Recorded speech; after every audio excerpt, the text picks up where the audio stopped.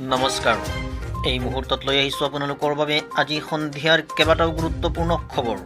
আজি সন্ধিয়াৰ প্ৰথমটো গুৰুত্বপূৰ্ণ খবৰ হৈছে বাংলাদেশৰ ৰাজধানীৰ বংগবাজাৰত ভয়ংকৰ অগ্নিকাণ্ড। জুই নিয়ন্ত্ৰণত নামিছে 50খন অগ্নি নিৰ্বাপক গাড়ী। আজি পুৱতি নিশা বাংলাদেশৰ ৰাজধানী ঢাকাৰ বংগবজাৰত ভয়ংকৰ অগ্নিকাণ্ড সংঘটিত হৈছে। বংগবজাৰৰ ঢাকাৰ অন্যতম বৃহৎ পাইকাৰী কাপোৰৰ বজাৰ। এই বজাৰৰ পৰা সমগ্ৰ বিশ্বতে জিন্স ৰপ্তানি কৰা হয়। অগ্নিকাণ্ডৰ ফলত বিপুল ক্ষতি সাধন হোৱাৰ সম্ভাৱনা ব্যক্ত কৰা হৈছে। বাংলাদেশৰ সংবাদ মাধ্যমৰ সূত্ৰ অনুসৰি মঙলবাৰে পুৱা প্ৰায় 6 বজাত বজাৰখনত অগ্নিকাণ্ড সংঘটিত হৈছিল। লগে লগে এখন দোকানৰ পৰা আন এখন দোকানলৈ দ্ৰুতগতিত জুই বিয়পি পৰে। স্থানীয় সূত্ৰৰ পৰা তথ্য লাভ কৰি ঘটনাস্থলীত উপস্থিত হয় আৰক্ষী আৰু অগ্নি নিৰ্বাপক বাহিনী। বাতৰি যুগুতোৱালৈকে সেই স্থানত 50খন অগ্নি নিৰ্বাপক বাহিনীৰ গাড়ী উপস্থিত হৈ জুই নিৰ্বাপনৰ চেষ্টা অব্যাহত ৰাখিছে। আজি সন্ধিয়াৰ আন এটি গুৰুত্বপূৰ্ণ বাতৰি হৈছে 14 এপ্ৰিলত বৃহৎ ৰোড শ্ব'ৰে মুদিময় হ'ব গুৱাহাটী। অসমলৈ আগবঢ়াব ৰঙালী বিহুৰ বহুকেইটা উপহাৰ। 14 এপ্ৰিলত গুৱাহাটীলৈ দেশৰ প্ৰধানমন্ত্ৰী নৰেন্দ্ৰ মোদী আহিব। অসমীয়াৰ বুকুৰ আপোন বিহুৱে এই দিনটোত গঢ়িব বিশ্ব ৰেকৰ্ড। সৰুসজাই ষ্টেডিয়ামত 11,000ৰ অধিক বিহুৱতীয়ে প্ৰদৰ্শন কৰিব Bihu. Guinness book of world ৰেকৰ্ডৰ বাবে অনুষ্ঠিত কাৰ্যসূচীত দেশৰ প্ৰধানমন্ত্ৰীগৰাকী উপস্থিত থাকিব। এই দিনটোত হয়তো অসম বিজেপিয়ে প্ৰধানমন্ত্ৰী নৰেন্দ্ৰ মোদীক গুৱাহাটী বিমানবন্দৰৰ পৰা এক ৰোড শ্ব'ৰে আদৰি আনিব। চৰকাৰৰ পৰা এই পৰ্যন্ত কোনো সূচী লাভ নকৰিলেও প্ৰধানমন্ত্ৰীক বিপুল আদৰণি জনাবলৈ দলীয়ভাৱে প্ৰস্তুত হৈছে অসম বিজেপি।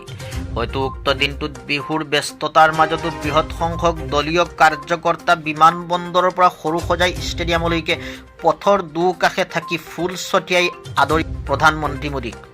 উল্লেখ্য যে একোটা দিনতে মুকলি কৰা হ'ব চাংখাৰীস্থিত এইমছখনো। উত্তৰ পূৰ্বাঞ্চলৰ ৰাইজক চিকিৎসাৰ দিশতো সকাহ দিব পৰা এই প্ৰকল্প প্ৰধানমন্ত্ৰীৰ হাতেৰে উদ্ঘাটন হোৱাটো ৰাজ্যৰ মুখ্যমন্ত্ৰীগৰাকীয়ে বিচাৰিছে। 14 এপ্ৰিলত প্ৰধানমন্ত্ৰী নৰেন্দ্ৰ মোদীয়ে এইমছৰ লগতে অসমৰ 3খন নতুন চিকিৎসা মহাবিদ্যালয় আনুষ্ঠানিকভাৱে উদ্বোধন কৰিব।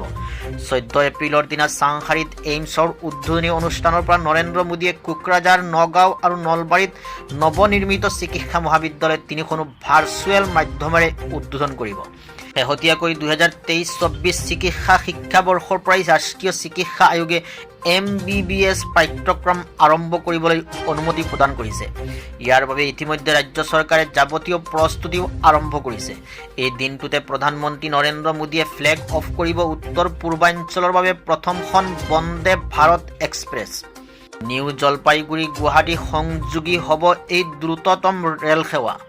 ইফালে একেটা দিনতে সৰুসজাই ষ্টেডিয়ামৰ পৰা ভাৰ্চুৱেল পদ্ধতিৰে প্ৰধানমন্ত্ৰী নৰেন্দ্ৰ মোদীয়ে অসমবাসীক বিহুৰ উপহাৰ হিচাপে আগবঢ়াব নামৰূপ অসম পেট্ৰকেমিকেল লিমিটেডৰ বৰ্ধিত মিথানল প্ৰকল্প। উন্মোচনৰ পিছতেই দৈনিক 500 টন মিথানল আৰু 200 টন ফৰ্মেলিন উৎপাদন কৰি ভাৰতবৰ্ষৰ লগতে ভূটান, নেপাল, বাংলাদেশৰ বজাৰ দখল কৰাৰ পৰিকল্পনা লৈছে অসম পেট্ৰকেমিকেল লিমিটেডে। আজি সন্ধিয়াৰ আন এটি গুৰুত্বপূৰ্ণ বাতৰি হৈছে খালিস্তানী উগ্ৰপন্থীৰ ভাবুকিৰ পিছত কেনেদৰে চলিছে মুখ্যমন্ত্ৰীৰ নিৰাপত্তা ব্যৱস্থা। মুখ্যমন্ত্ৰী হিমন্ত বিশ্ব শৰ্মাক খালিস্তানী উগ্ৰপন্থীৰ ভাবুকি, তাৰ পিছতে তৎপৰ অসম আৰক্ষী। পৰ্যালোচনা কৰা হৈছে বৰ্তমান সুৰক্ষা ব্যৱস্থাৰ। বৰ্তমান মুখ্যমন্ত্ৰীৰ আছে Z+ নিৰাপত্তা, য'ত সুৰক্ষা প্ৰদান কৰে CRPFৰ বিশেষ কামাণ্ডোৱে।